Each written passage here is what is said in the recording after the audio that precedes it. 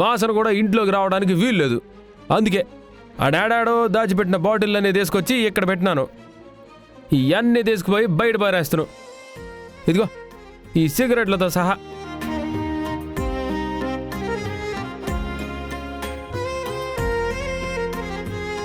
ఏంది పాపా?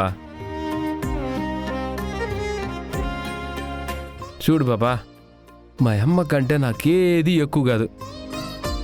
మా అమ్మ కోసమే కదా ఇన్నేళ్ళగా నేను తాగుతూ ఉండాను. రేపొద్దున నేను మా అమ్మ పటం ముందు కూర్చున్నప్పుడు ఈ సిగరెట్ వాసన, మందు వాసన రాకూడదు. అట్ట వచ్చినదంటే మా అమ్మ ఎంత బాధపడుతుందో నీకంటే నాకే బాగా తెలుసును.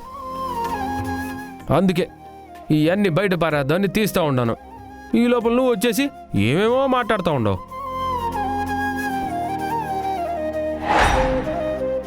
నిజంగా ఈ రోజుతో నువ్వు ఇవన్నీ మానేస్తున్నావా? మా అమ్మ ఆర్థికం అయ్యేంత వరకు ఖచ్చితంగా అయితే ముట్టుకోను. ఆ తర్వాత అంటావా? నా చేతుల్లో లేదమ్మా. రేపొక్క రోజుకి మానేయగలిగినప్పుడు ఎప్పటికీ మానేయచ్చు కదా.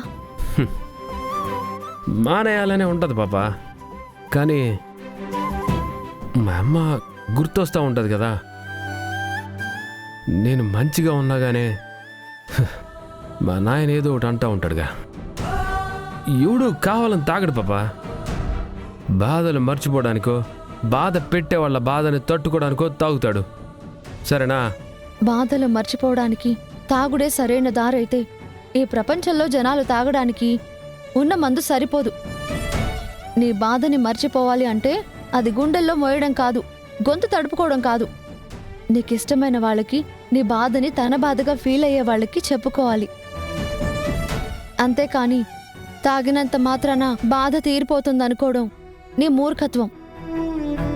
ఈరోజు తీసుకున్న నిర్ణయం ప్రతిరోజు తీసుకుంటే బాగుంటుంది. నేను సంతోషపడతాను. సరే పాపా, చూస్తానులే. ఈ పొద్దు ఎంత ఆనందంగా ఉండాలో రేపు అంతే ఆనందంగా ఉంటాను. అట్నే ఎల్లుండి కూడా ఆనందంగా ఉన్నాను అనుకో, ఇంకా ఆడితో పనే లేదు. నా మనసు బాధపడితే మాత్రం నేను చెప్పుకోగలిగేది ఇదిగో దీంతోటే.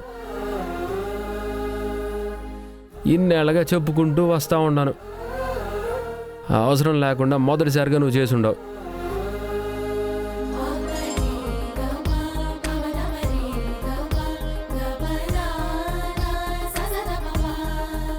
చూద్దాం. నేనైతే మళ్ళా తాగాలనుకోవడం లేదు. తాగే పరిస్థితి రాకుండా ఉండాలని నిజంగానే కోరుకుంటా ఉన్నాను. చూడు చిరంజీవి, నువ్వు ఇలా ఉండు అని చెప్పే హక్కు నాకు లేదు. కానీ ఇలా ఉంటే బాగుంటావనేది నా అభిప్రాయం. ఇలా ఉండటానికి ప్రయత్నించు. నేను కాదు, మీ నాన్న, మీ అత్తయ్య, మీ అన్నయ్య వాళ్ళు అందరూ సంతోషపడతారు.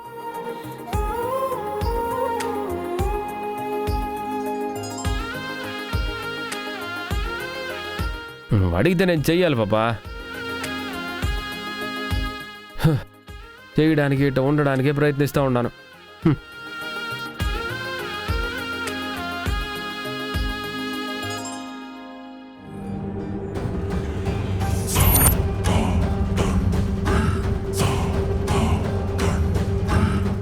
మందు మానేస్తావా?